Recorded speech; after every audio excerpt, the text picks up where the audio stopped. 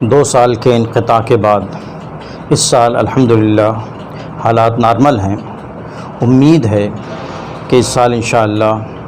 پوری آب و تاب کے ساتھ فریضہ حج ادا کیا جائے گا۔ وہ خوش نصیب ہیں، وہ سعادت مند ہیں جو فریضہ حج ادا کریں، جن پر حج فرض ہوا اور انہوں نے اس فرض کو ادا کیا۔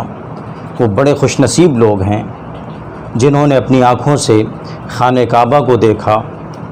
جنہوں نے روضہ نبوی پر حاضری دی، جنہوں نے صفا اور مروہ کے درمیان سعی کی، جنہوں نے حجر اسود کا استلام کیا، اس کو بوسہ دیا، مقام ابراہیم کے پاس نماز پڑھی، مقامات مقدسہ کی زیارت کی، وہ بڑے خوش نصیب لوگ ہیں۔ تو یہ موقع ہے حج کا، اللہ ہم سب کو اپنے گھر کی زیارت کرائے۔ تو یہاں یہ جاننا ضروری ہے کہ آخر حج کس پر فرض ہوتا ہے۔ تو یہ سمجھیں کہ حج اسلام کی بنیادی ارکان میں سے ہے۔ جس طرح نماز، روزہ، زکوٰۃ فرض ہے، اسی طرح حج فرض ہے، لیکن حج ہر عام و خاص پر فرض نہیں ہے۔ حج کی فرضیت کے لیے مال و اسباب ضروری ہوتا ہے۔ حج اس شخص پر فرض ہے جس کے پاس اتنا مال و اسباب ہو کہ وہ خانہ کعبہ تک سفر کر سکتا ہو اور اس کے پیچھے جو اس کے اہل و عیال ہیں ان کے لیے اتنا خرچہ چھوڑ کر جائے کہ وہ اس سے اپنی ضروریات پوری کر سکیں، یہاں تک کہ وہ لوٹ آئے اور ان کے پاس خرچے کا بندوبست رہے۔ اگر اتنا کسی کے پاس مال و اسباب ہے تو پھر اس پر حج فرض ہو جاتا ہے۔ ظاہر قرض سے پاک ہو اور جو بنیادی ضروریات ہیں اس سے زائد اتنا مال اگر کسی کے پاس ہے تو پھر اس پر حج فرض ہو جائے گا، چاہے وہ مرد ہو چاہے عورت ہو۔ لیکن عورتوں کا معاملہ یہ ہے کہ ان پر حج کے فرض ہونے کے لیے ایک شرط اور ہے، ان کے پاس اتنا مال ہے کہ وہ خانہ کعبہ تک کا سفر کر سکتی ہیں، وہاں چند دن گزار سکتی ہیں،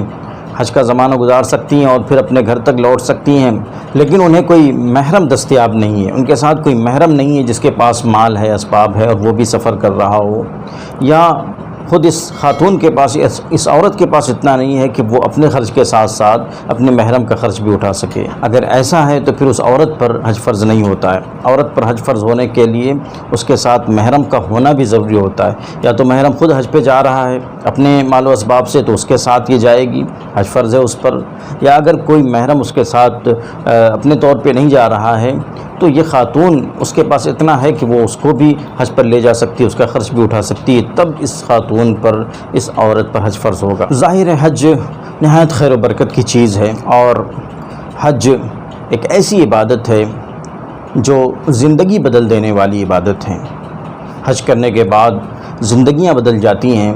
اور بے پناہ خیر و برکت اس سے حاصل ہوتی ہے، دل کی کیفیت بدل جاتی ہے، اور جو نیکیاں حاصل ہوتی ہیں بے پناہ نیکیاں حاصل ہوتی ہیں۔ ظاہر ہے حرم مکی میں ایک نماز پڑھنے کا ثواب 1,00,000 نمازوں کے برابر ہوتا ہے، اور حرم نبوی میں ایک نماز پڑھنے کا ثواب، مسجد نبوی میں ایک نماز پڑھنے کا ثواب 50,000 نمازوں کے برابر ہوتا ہے۔ تو بے پناہ نیکیاں حاصل کر کے وہاں سے لوٹتا ہے آدمی، ایک اس کے اندر اسپرٹ پیدا ہو جاتی ہے، ایمانی جذبہ اس کے اندر پیدا ہوتا ہے، اور جو وہاں پہ اجتماع ہوتا ہے، مختلف ملکوں کے لوگ ہوتے ہیں، مختلف رنگ و نسل کے لوگ ہوتے ہیں، تو ان سے مل کر ایک وحدت کا احساس ہوتا ہے، ایک اجتماعیت کا احساس ہوتا ہے، اور یہ شعور بیدار ہوتا ہے کہ مسلمان ایک وحدت کا نام ہے، چاہے وہ مشرق میں آباد ہوں، چاہے مغرب میں آباد ہوں، چاہے شمال میں آباد ہوں، چاہے جنوب میں آباد ہوں، ان سب کو کلمہ اسلام، کلمہ لا الہ الا اللہ ان کو جوڑ دیتا ہے، ایک رسی میں ان کو پرو دیتا ہے۔ تو بڑی خیر و برکت کی عبادت ہے، لہٰذا اس بات کا جائزہ لیں کہ اگر آپ پر حج فرض ہے، اللہ پاک نے آپ کو نوازا ہے، آپ کے پاس مال و دولت ہے، تو پھر